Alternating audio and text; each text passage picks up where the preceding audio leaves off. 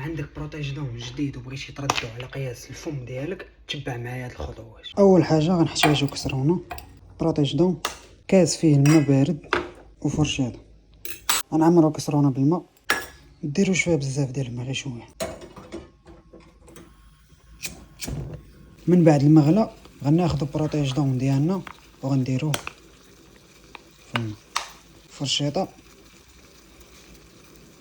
غتلوحو تسنى الوقت. شتي كي كيولي الدراري، تسنى شويه، مديروش حتى غادي يصبك. بسم الله.